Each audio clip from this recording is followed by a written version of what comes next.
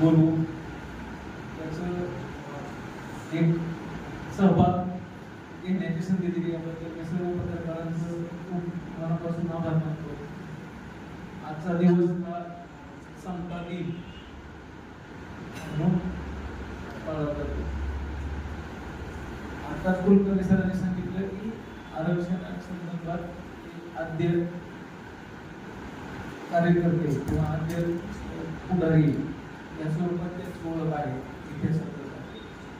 तर त्यांनी केलेले कार्य हे आपल्या महाराष्ट्रा संदर्भात जरी असेल तरी त्यांनी जो समतेचा संदेश दिला, ज्या महामानवांना शिक्षण साठी मदत केली, तसेच कोल्हापूर सारख्या ठिकाणी पैलवान किंवा कुस्ती हा जो पारंपरिक एक विषय आहे, आपला संस्कृतीचा भाग आहे, तो जपण्यापेक्षा सिंहाचा वाटा आहे.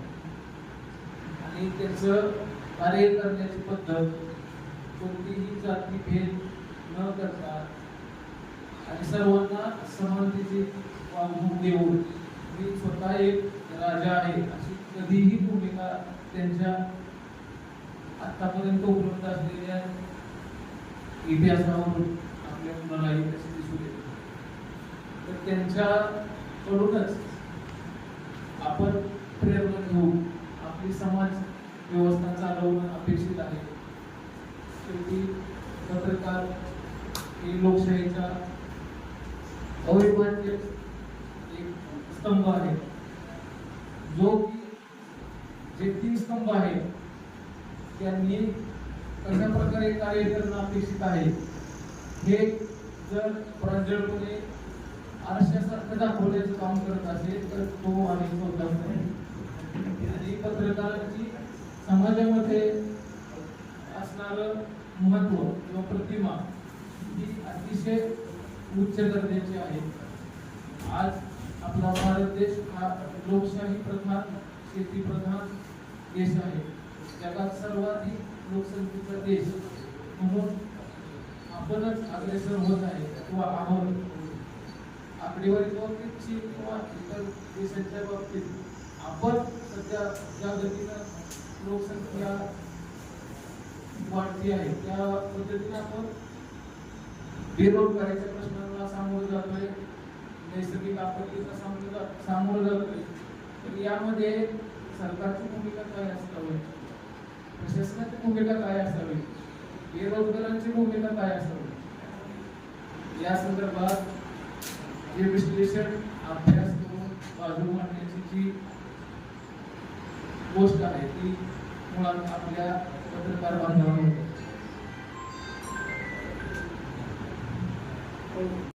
तर पत्रकार बांधव हे समाजातील एक असा अर्ज आहे ज्यामध्ये तुम्ही प्रशासकीय अधिकारी म्हणून किंवा इतर घटक म्हणून त्याच्याकडे पाहिलं तर ते तुम्हाला तुमचं रूप दाखवू शकतात. परंतु काही प्रसंगामध्ये पत्रकार बांधवांना कोणताही युनिफॉर्म नसताना, कोणताही पगार नसताना जोखीम पत्करून काम करावं लागतं. आणि अशा वेळेस प्रशासनानं त्यांच्या पाठीशी खंबीरपणे उभं राहणं अपेक्षित आहे. त्याच्यासाठी कायदा करणाऱ्या कायदे मंडळाने कायदे पारित केलेले आहेत, ते राबवणं गरजेचं आहे. आणि त्यासाठी पोलीस प्रशासनाचा एक अधिकारी म्हणून मी सदैव तत्पर राहील. आपणही अशा कोणत्याही गोष्टी इथं मला बोलवलं असलं कार्यक्रमाला त्या किंवा इथून गेल्यानंतर एखाद्या आमच्या कृतीमुळं जर काही चुकीची घटना घडत असेल, चुकीची पावलं उचलली असेल तर निश्चितच आपण आमच्यावरती टिप्पणी करा, आम्हाला तो दाखवा तुमच्या लिंकच्या माध्यमातून प्रसारणातील ते मी अतिशय प्रांजळपणे आपल्या सर्वांना सांगतो. आणि आपणच जी पिढी आहे ही पुढची पिढी घडवण्यात महत्वाचा वाटा सरकारी पिढी आहे. कारण हे स्थित्यंतर हस्तांतरण हे संस्काराच्या स्वरूपात आपल्यावर झालेलं आहे. आणि ते संस्कार आपल्याला पत्रकार बांधवांना घ्या, प्रशासनाला घ्या किंवा कुठल्याही वर्गाला घ्या, पुढच्या पिढीला देणं अपेक्षित आहे. तर ते आत्ताचे जे डिजिटल मीडियाचे पत्रकार आहेत समवयस्कर आहेत, काही नवीन आहेत. त्यांनी आदरणीय कुलकर्णी सर आणि त्यांचे सिनियर पत्रकार त्यांच्याकडून कोणत्या काळात पत्रकारिता केली, कोणतीही साधना नसताना कशा पद्धतीने केली आहे. अनेक राजकीय स्थित्यांकडे त्यांनी पाहिलेली आहेत, अनेक नैसर्गिक आपत्तीमध्ये त्यांनी पत्रकारिता यशस्वीरित्या केलेली आहे. या अनुभवाचा त्यांनी लाभ घ्यावा. निष्पक्षपातीपणा हा बऱ्याच वेळा तुम्हाला आम्हाला घेणं कठीण जात असतं, परंतु कोणतीही घटना योग्य पद्धतीने हाताळल्यानंतर त्याचे परिणाम उद्या काय होतील किंवा काय अपेक्षित आहे या दृष्टीने आपण प्रयत्न करणं गरजेचं आहे.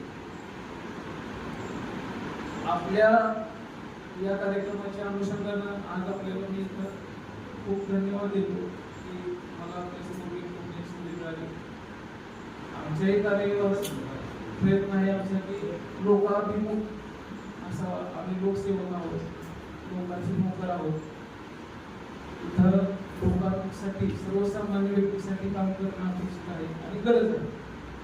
त्यामुळं येणाऱ्या नैसर्गिक आपत्तीपासून, येणाऱ्या आर्थिक सामाजिक प्रश्नांपासून, शाळा कॉलेजेस, बेरोजगार विद्यार्थी, होणाऱ्या आत्महत्या, व्यसनाधीनता, सुरक्षितता, महिलांच्या बाबतीत सुरक्षितता, हे प्रश्न जलद गतीने सोडवण्यासाठी, मार्ग जमून काढण्यासाठी आम्ही प्रयत्नशील आहोत.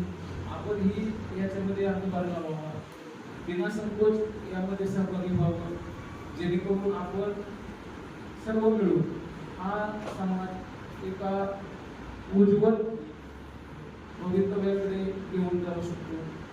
जे म्हणत होते रामराज्य, रामराज्य ही एक संकल्पना नसून ते प्रत्यक्षात उतरवलं जाणारं एक दिव्य स्वप्न आहे.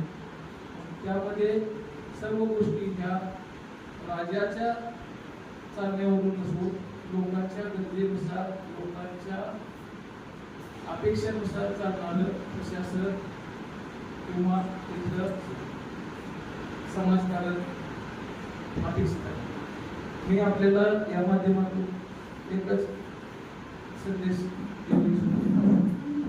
आपली भूमिका समाजामध्ये खूप उच्च प्रतीची आहे. आपण समाजाला त्यांचं खरं चित्र दाखवू शकतो. प्रसंगी आपल्यावर वैयक्तिकरित्या वेशातून कारवाई होऊ शकते, तुला होऊ शकते, काही बदनामी करण्याचा प्रयत्न केला जाऊ शकतो. परंतु या सर्व गोष्टींसाठी आम्ही एक प्रशासकीय अधिकारी म्हणून सदैव आम्ही तुमच्या पाठीशी कटिबद्ध आहोत आणि यामध्ये कुठलीही दुसराही होणार नाही, एवढंच मी तुम्हाला सांगतो. आणि आज आदरणीय श्री राजर्षी छत्रपती महाराज यांच्या वतीने अभिवादन करण्यास संधी दिली. कुलकर्णी सरांनी जी भूमिका मांडली त्याच्या अनुषंगाने आम्ही आमची कार्य सगळी पुढे चालू ठेवू. आपला सहभाग त्यासाठी निश्चित आम्हाला महत्त्वाचा